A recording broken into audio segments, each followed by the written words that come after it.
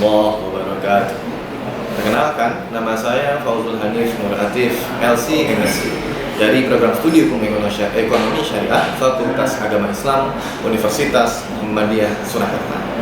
Pada kesempatan kali ini, saya akan menyampaikan mata kuliah yang saya ajarkan, yaitu Lembaga Ekonomi dan Keuangan Syariah. Mata kuliah ini diberikan kepada mahasiswa semester 1 dengan beban sebesar 2 SKS. Mata kuliah Lembaga Ekonomi dan Keuangan Syariah ini sangat mendasar, sehingga bisa menjadi fondasi yang merupakan profil lulusan untuk mencapai profil lulusan dari program studi hukum ekonomi syariah, baik itu sebagai konsultan hukum, pengawas syariah, maupun praktisi pada industri keuangan syariah. Nah, mata kuliah ini bertujuan untuk memberikan pemahaman kepada mahasiswa terkait bentuk dan karakter lembaga-lembaga keuangan, dan akan dibagi menjadi 4 bagian. Pada bagian pertama akan diberikan tentang struktur dan infrastruktur dari lembaga keuangan khususnya yang ada di Indonesia. Kemudian pada bagian kedua akan dipelajari terkait lembaga perbankan, syariah maupun konvensional. Pada bagian ketiga akan disampaikan berbagai jenis lembaga keuangan non-bank. Itu nanti termasuk koperasi dan BMT, pegadaian, lembaga ventura, modal ventura, leasing, anjak piutang, asuransi, dan dana pensiun. Kemudian pada bagian keempat akan dijelaskan juga perkembangan lembaga keuangan pada masa kini, sehingga akan dimasukkan di dalamnya adalah financial technology, tentu dengan aspek syariahnya, kemudian juga lembaga keuangan internasional, baik yang konvensional maupun syariah. Nah, maka untuk memudahkan mata kuliah ini akan ada 3 buku rujukan utama. Yang pertama adalah Bank dan Lembaga Keuangan Syariah yang ditulis oleh Andri Sumitra. Buku yang kedua adalah Bank dan Lembaga Keuangan Syariah lainnya ditulis oleh Muhammad. Dan buku yang ketiga adalah Bank dan Lembaga Keuangan lain yang ditulis oleh Triandaru dan Toto Budi Santoso. Adapun CPMK untuk mata kuliah ini ada 5. Yang pertama adalah mahasiswa mampu menjelaskan dasar-dasar kelembagaan keuangan. Yang kedua adalah mahasiswa mampu membedakan jenis-jenis bank dan aspek dasar kesyariahannya. Yang ketiga, mahasiswa mampu membedakan lembaga-lembaga keuangan non-bank dan aspek dasar kesyariahannya. Yang keempat, mahasiswa mampu menjelaskan lembaga keuangan dalam konteks digitalisasi transaksi beserta aspek dasar kesyariahan. Yang kelima, mahasiswa mampu menjelaskan lembaga keuangan internasional baik yang konvensional maupun syariah. Pembelajaran mata kuliah Lembaga Ekonomi dan Keuangan Syariah ini dilaksanakan secara tatap muka, tentu tetap dengan menggunakan learning management system yang dipakai yaitu adalah Google Classroom.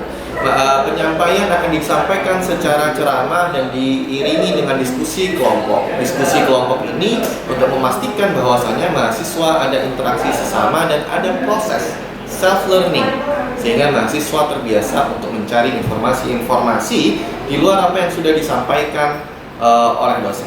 Nah, sebagai bagian dari interaksi, maka akan diadakan juga tanya jawab untuk melihat feedback sejauh mana mereka paham dan memberikan tambahan pemahaman untuk aspek-aspek yang memang mereka belum terlalu memahami.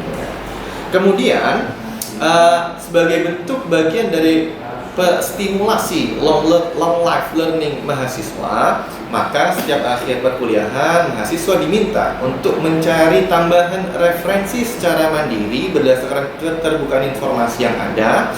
Kemudian mereka meletakkan hasil pencarian mereka itu, hasil analisa mereka, hasil pembacaan pada Google Classroom di bagian komen di LMS tersebut. Pada LMS tersebut juga nanti akan dikomentari oleh saya sebagai pengampu untuk memberikan feedback, baik itu yang mengoreksi atau menguatkan hasil temuan mereka. Adapun untuk assessment atau penilaian dari pembelajaran ini akan diukur melalui 4 hal. Yang pertama adalah interaksi dan keaktifan mahasiswa sebesar 15%. Yang kedua adalah tugas yang dikerjakan oleh mahasiswa dengan bobot sebesar 25%. Yang ketiga adalah ujian tengah semester dengan bobot 30%. Yang keempat adalah ujian akhir semester dengan bobot 30%. Untuk ujian tengah semester dan ujian akhir semester akan dilakukan secara tes tulis berupa SNM. Nah, kurang lebih itu gambaran dari mata kuliah Lembaga Ekonomi dan Keuangan Syariah yang saya ajarkan. Sekarang selanjutnya mari ikuti saya untuk melihat cuplikan bagaimana saya melakukan pembelajaran di kelas khususnya untuk materi ke-8 yaitu tentang koperasi dan BMT.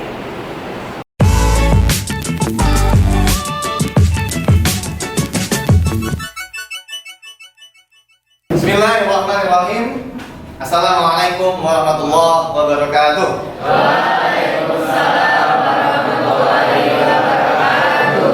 Baik, alhamdulillah semuanya kita bisa dapat bertemu lagi. Kali ini masih pada mata kuliah yang sama, Lembaga Ekonomi dan Keuangan Syariah. Kita sudah masuk pada pertemuan ke-8. Banyak sekali materi yang sudah kita pelajari sebelumnya. Pertemuan ke-8 ini spesifik kita mempelajari koperasi dan Baitul Mal wal Amal.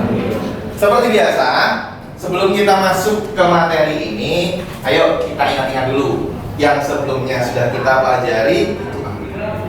Saya siapkan gambar. Kira-kira gambar ini berbicara tentang alhamdulillah, betul sekali jenis bank. Ada bank apa saja? Bank syariah.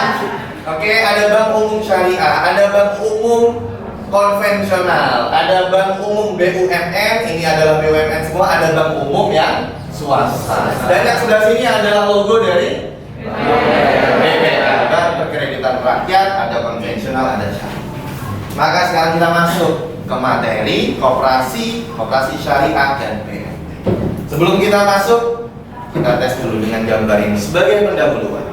Kira-kira gambar ini berbicara tentang apa sih? Ada yang tahu? Angkat tangan kira-kira. Oke, Mbak. Gambar pertama itu tentang saldo, yang kedua untuk pengajuan, yang ketiga kayaknya lagi mencari pinjaman. Nyari-nyari pinjaman. Oke. Yang pertama tentang saldo, saya tulis saja ya. Yang pertama tentang saldo, yang kedua saldo, kemudian cari pinjaman, apalagi tadi? Saldo dan cari pinjaman. Oke, siapa lagi yang katakan? Ada? Oke, Pak. Yang pertama itu kan saldonya 0. Ya. Dia berusaha untuk mengisi formulir pinjaman. Ngisi formulir pinjaman. Terus yang ketiga itu dia kayak lagi cari-cari. Oke, dan mencari pinjaman. Oke, cukup 2 orang saja. Oke, saldonya 0, ngisi formulir pinjaman, dan kemudian mencari dana pinjaman. Oke, nah kita lanjutkan kembali ke slide.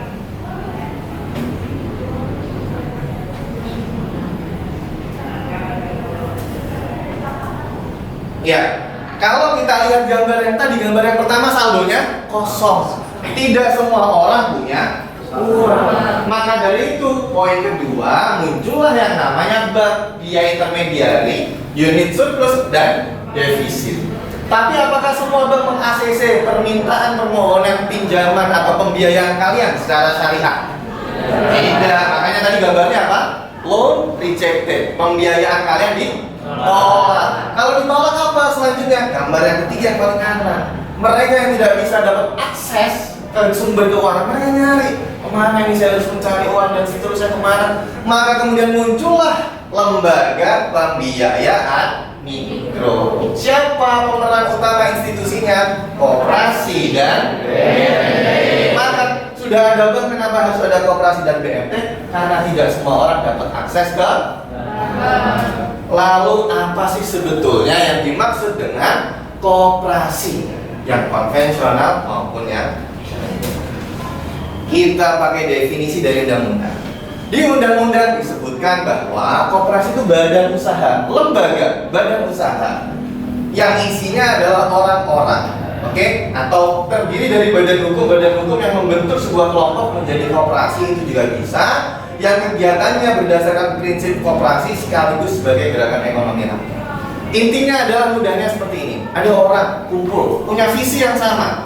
Bagaimana caranya kita tidak pernah kekurangan uang? Kalau ada kekurangan uang, pinjam ke yang anggota ini dapat. Kalau anggota ini punya kelebihan uang, bisa diberikan kepada anggota lainnya. Maka koperasi ini adalah mengumpulkan sekian banyak anggota, mempunyai visi yang sama untuk kemudian didirikan sebuah lembaga dengan asas kekeluargaan. Maka koperasi punya banyak jenis. Kalau visi misinya adalah untuk membantu para petani, yang berdiri koperasi petani. Kalau membantu pegawai, koperasi. Maka ada salah satu jenis koperasi yang dia menjadi lembaga keuangan, yaitu adalah koperasi simpan pinjam. Apa itu koperasi simpan pinjam? Bagaimana dia beroperasi? Nah, koperasi simpan pinjam ini tadi ya, koperasi ada banyak. Ini salah satu jenisnya. Didirikan, ingat, koperasi didirikan punya visi, punya tujuan. Apa tujuan koperasi simpan pinjam? Memberikan layanan keuangan pada anggota. Ada anggota tidak punya uang, ayo kita bantu. Ada anggota kelebihan uang, ayo tolong disalurkan kepada yang membutuhkan. Maka anggota koperasi diminta untuk menabung di koperasi itu. Tidak usah nabung tempat lain. Kalau punya kelebihan uang, taruh di koperasi. Kenapa? Dimanfaatkan oleh anggota temannya yang lain. Oke? Anggota koperasi juga nanti kalau dia sudah menjadi anggota punya akses kalau mau pinjam. Ditolak bank nggak ada masalah. Kita punya sekumpulan anggota di dalam koperasi yang siap membantu kita kalau misalkan pembiayaan syariah kita ditolak oleh bank.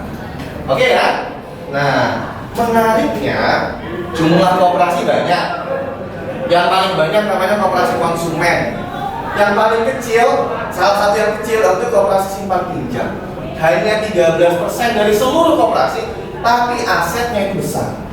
2,5 triliun, ini KSP, Panguncur kasih. Ini 1,6 triliun, 2,7. BMT sekalipun koperasi syariah, itu kalau kita tahu BMT atau koperasi syariah Fastabik, asetnya 1 triliun.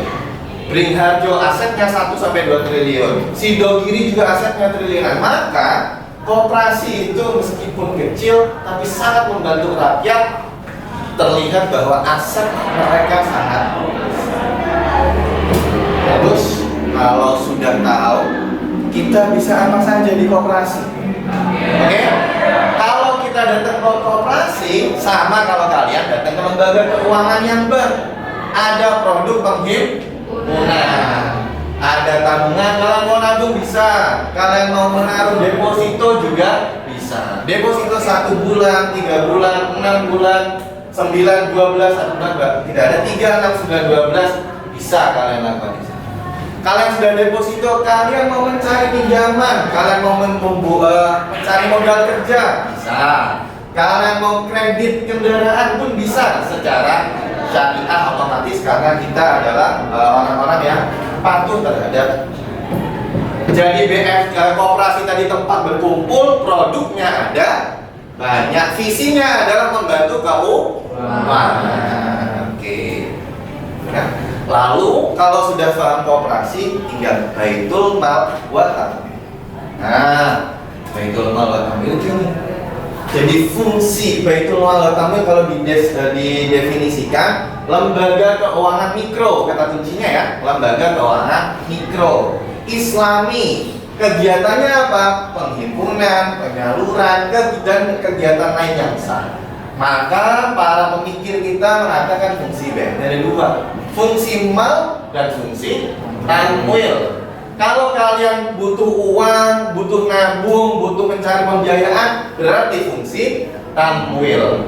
Di fungsi tamwil BMT sebagai lembaga intermediari sama seperti bank. Di fungsi mal, maka dia mengelola dana sosial keagamaan termasuk tidak pakai wakaf, zakat, infak, dan sedekah. Oke, kecuali kalau dia mendapatkan izin sebagai lembaga pengelola wakaf tunai. Nah, ini BMT mempunyai 2 fungsi. Nah, kalau kita bicara produknya sama dengan koperasi, BMT punya fungsi mal tadi, menyalurkan zakat, dana sosial. Ini adalah fungsi khusus di BMT karena mal. Tapi yang fungsi tamwil seperti koperasi, ada tabungan, ada deposito, ada berbagai jenis pembiayaan. Oke. Nah, kalau kita sudah mempelajari secara garis besar koperasi itu seperti apa, produknya apa, BMT seperti apa, produknya apa, lalu apa bedanya koperasi dan BMT? Oke. Pertama, satu, kalau kooperasinya itu konvensional, otomatis dia tidak mengelola dana zakat infak sedekah tadi. BMT boleh, mereka secara undang-undang diperbolehkan. Dua, koperasi konvensional itu tidak ada pengawasnya. Kalau mau bunga sampai top bunga nggak apa-apa. Tapi kalau di syariat ada dewan pengawas syariah. Koperasi konvensional itu di bawah Kemenkop UKM. Tapi kalau BMT itu dia bisa di bawah OJK, dia bisa di bawah Kemenkop UKM. Dan yang paling jelas, koperasi konvensional pakai bunga, kalau koperasi syariah pakainya adalah bagi betul. Nah, sebelum kita masuk ke diskusi, nanti akan kita buat kelompok-kelompok untuk berdiskusi secara mandiri. Mungkin ada yang belum paham dan ingin ditanyakan, silakan. Oh ya, boleh. Bedanya koperasi syariah dan DMT itu apa ya? Oh ya, oke. Koperasi syariah dan DMT, oke.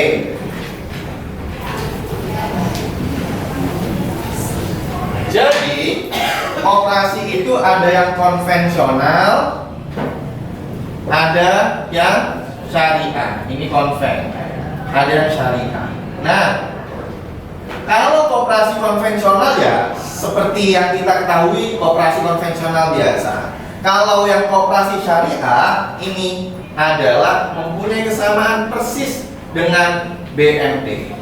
Maka bisa dikatakan BMT adalah koperasi yang syariah. Koperasi konvensional kalau dia menggunakan label syariah biasanya menjadi apa? BMT. Oke? Maka jangan bingung dengan istilah ada koperasi syariah, ada BMT. Karena mungkin kalian datang ke jalan-jalan ketemu plang. Nama plangnya ada KS, PPS, BMT, Arta Sejahtera misalkan. Lupa kok sudah koperasi syariah, koperasi simpan pinjam syariah, ada nama BMT-nya. Kenapa jadi satu, Pak? Nah, memang kadang menggunakan KSPPS plus BMT, kadang menggunakan hanya nama BMT-nya saja, kadang menggunakan nama KSPPS-nya saja. Tapi dua-duanya adalah sama. Oke, Pak ya? Oh ya. Oke. Mungkin ada lagi yang lain yang mau bertanya? Oh iya, Mas. Untuk BMT yang diawasi OJK itu seperti apa? Oh iya betul. Tadi saya menyebutkan ada BMT yang diawasi OJK. Nah, koperasi itu bisa diawasi lembaga mikro. Nah, lembaga mikro tadi ada koperasi, ada BMT. Pengawasan lembaga mikro itu ada dua. Yang satu adalah melalui dinas Kementerian UKM, Kemenkop UKM. Yang satu lagi OJK. Yang diawasi oleh OJK, mereka mempunyai badan usaha khusus, namanya adalah LKM, Lembaga Keuangan Mikro. Mereka yang mempunyai badan usaha lembaga keuangan mikro diawasi ketat oleh OJK, laporan berkala, bulanan, triwulan, tahunan. Mereka ada audit, mereka akan selalu dihubungi kalau ada laporan yang tidak sesuai dengan standar OJK. Mereka diawasi kesehatannya secara reguler. Maka memang pengawasan OJK itu seperti pengawasan yang ada di bank. Maka kalau kalian ketemu BMT yang dia diawasi OJK, kurang lebih pasti jauh lebih aman dan nyaman ketika bertransaksi di sana. Jadi itu tadi pengawasan yang OJK untuk BMT. Oke Mas ya? Oke, baik. Semuanya sudah kurang lebih tahu ya, paham. Untuk pendalaman kita lakukan diskusi, kita bagi berdasarkan beberapa kelompok. Ada 3 topik diskusi. Pertama, tentang perbedaan koperasi konvensional dan syariah yang lebih dalam. Kedua, masa depan koperasi syariah. Ketiga, peran koperasi syariah dalam inklusi keuangan. Semua referensinya sudah saya letakkan di Google Classroom seperti biasanya. Jadi kalian bisa akses di Google Classroom. Nanti kalian download PDF-nya, kemudian kalian diskusikan. Oke, silakan membentuk kelompok diskusi sambil melihat filenya tadi. Ya, silakan.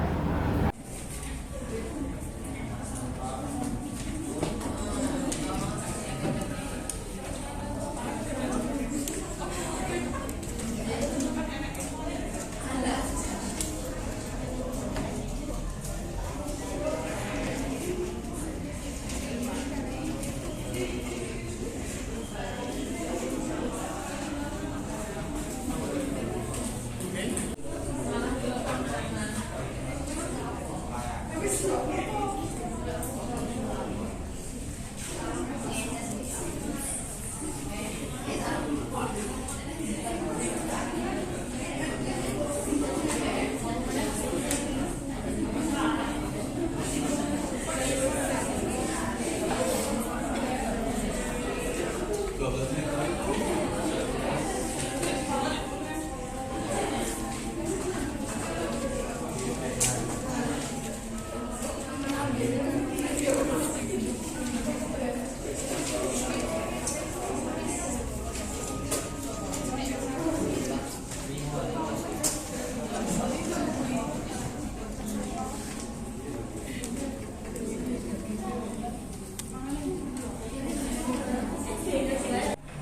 Baik, alhamdulillah sudah diskusi luar biasa sekali tadi, saya lihat sangat aktif.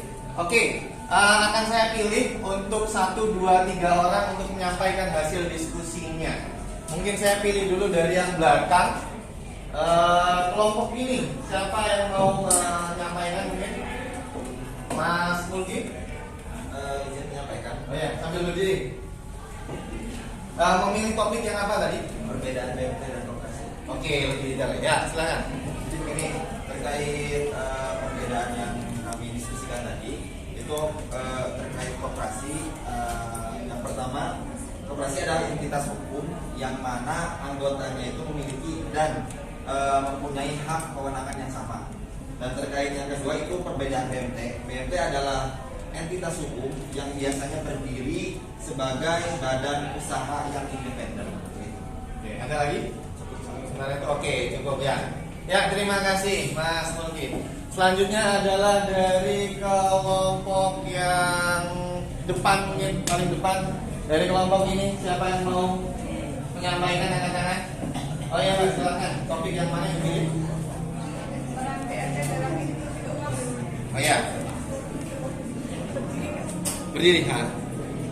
Untuk pemberian pinjaman mikro, BMT biasanya menawarkan pinjaman mikro kepada individu dan usaha kecil, membantu wirausaha kecil dan pelaku usaha mikro untuk mengakses modal yang mereka butuhkan untuk mengembangkan usaha mereka.